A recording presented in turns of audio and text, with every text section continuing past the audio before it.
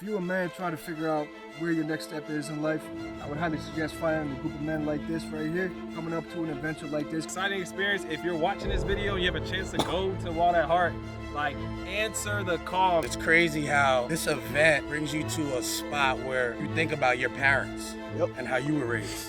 Now, with their faults, how can you raise your kids? And freaking phenomenal. I know that if you're someone that's thinking like, man, I'd really love to know what my life should look like or what I need to do next in my masculine journey. It's a must to come out here.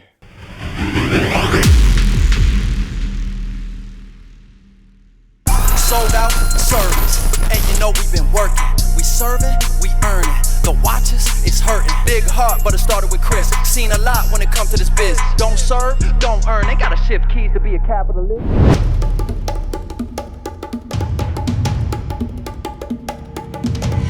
Recently, me and a couple of my guys from our agency took a time out, man. We took a break. We took a time out. And this was tough for me, man. Guess what? This time out was like, Chris, turn your phone off. All right, wait. Turn my phone off. They said, Chris, turn your phone off for I think it was 3 days.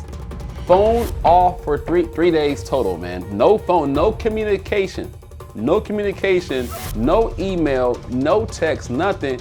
Get away into the wilderness in Pennsylvania, in the mountains, and camp outside and connect with yourself, your masculinity as a man, and God. So we went to an event called a Wild at Heart camp, right? And if you heard of Wild at Heart, the book by John Eldredge, phenomenal book about purpose as a man, chasing your purpose and your dreams, masculinity, sexuality, most of the issues that men deal with today. And so it was so hard to me to commit to this over a year ago.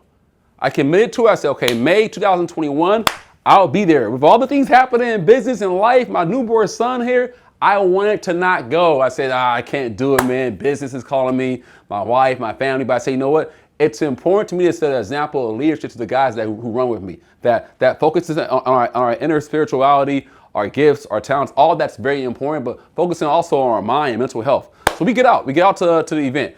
We show up there, we're excited, we're ready to go, man. I'm pushing my wife's GLS Mercedes-Benz. She has all-wheel drive, off-roading, right? We're gonna try it out, man. I never had a chance to try off-roading, but we're gonna try this thing off, right?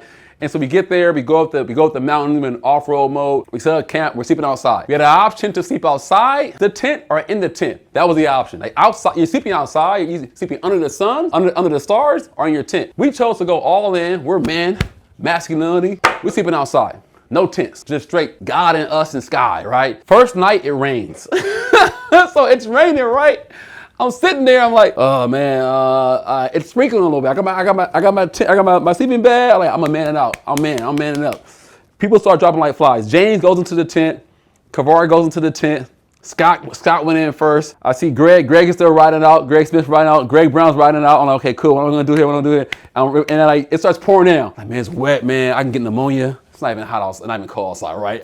I said, who am I trying to prove something to, man? I'm going inside the tent, man. I went in the tent and finished the night right in the tent. But guys, overall, the event was phenomenal. To be able to get away with men and talk about our issues as men, if you ever, like I said, I highly suggest the book Wild at Heart by John Eldredge, because it really helps you go on a journey as a man to discover purpose. Like, we are warrior spirits at our heart, who we are and we want to be. I think at times life suppresses it. Society suppresses masculinity. And not that egotistic, no, masculinity in its real form of being vulnerable, being the guy who lays his life down for somebody else. And so we had a phenomenal time, man. I've shot a gun once in my life before this event. I just maybe twice. I shot a gun. I shot a rifle as a kid before my uncle, and I shot a gun recently in Texas with a buddy of mine named Javier at a gun range. So we had an M4 course. We shot a semi-automatic weapon, a 9mm weapon. Just as men, a lot of guys for the first time never shot a gun before, and we're shooting guns for the first time. Just realize, okay, cool. What does it mean to be able to defend your family for defense? So in today's society, what's happening with the gun laws and people going, it's crazy. As a man, I think it's important that a man can protect his wife and his kids. And so we're there learning how to shoot guns. There was an obstacle course there, a Marine obstacle course that a lot of guys took out and went over. And overall, just at the end of the day, just connecting, being able to go on hikes in the morning and being off the grid was so important for us. And I think for anyone who's saying, man, I'm looking for a way to do that for myself, I'm not trying to market or advertise for Wild at Heart, guys, but I'm saying, man, it truly blessed me, blessed my mindset. I came back home excited about life, energized, charged up, and ready to go. One of the great things about the event was that we had the opportunity to go into a cabin and watch video clips of some of the most historical movies we've watched around leadership, around sacrifice. One being William Scott and Braveheart, right? The actor Mel Gibson portrayed William Scott, an activist for Scotland against England, suppression, and for a man sticking up for what's right and what matters to him. Gladiator, right? Russell Crowe and Gladiator, and just seeing that Gladiator, man, was a phenomenal movie that one of my favorite movies of all time, and just the story of redemption. As you're watching these movies, right? You're watching these movies and you're watching, okay, you're seeing yourself. Most of us are a character in our novel, in our book, in our story of life, right? And we want to be that gladiator who rises up and avenges things and sticks up for what's right and has courage and certain things, but it's suppressed over time. We're waking up, going to work. And so we go to work, we live our lives, we do certain things. So I think for us, man, to get away and have your phone off for a couple of days, man, be in an environment where you're just connecting with God, you're going on walks. Because I don't do that. I'm not the guy who goes for walks and just like for an hour and just like, because that's my spirituality. I mean, I'll pray, man. I'll pray. I'll spend time in that when it's a season of fasting. But to really be out in the wilderness and be able to talk and just walk and have peaceful, no technology, no wife, no kids, no crying baby, no cars, nothing, was so fulfilling to my soul and to my spirit. And so one night, somebody had a crazy idea, me, to go on a hike, a night hike, right? A night hike, and up the path, one of the longest trails up there. There's rumors of a bobcat being out there and maybe a bear, right? A bobcat and a bear. So like, if a bobcat shows up, man, how big is a bobcat? Is it too big, or what can it really do to us, right? And so we go up there. I'm in the very front. I got my Gerber knife and my flashlight, right? We just warriors, right?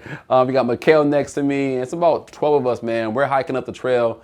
And again, just connecting with nature, man. Mother Nature, and just being out in the wilderness, man. Again, was a phenomenal experience for me. I'm a city boy, man. Like I said, I grew up in the city. And so I didn't go hiking or go camping as a kid. That wasn't me. I wasn't a Boy Scout. I never went to Yellowstone Park in California. I didn't grow up in that environment. And to be able to reconnect with myself and be out there with other men, having a good time, it was phenomenal, man. I highly suggest, man, if you're somebody who's been plugged into the system, the matrix, man, going at it day in, day out, clocking in, clocking out, grinding, hustling, at the gym, working out, serving, giving back, doing all those things. It's important as a man every once in a while. I'm not saying every 6 months, I'm not saying every month, I'm not even saying every year, but every once in a while to unplug.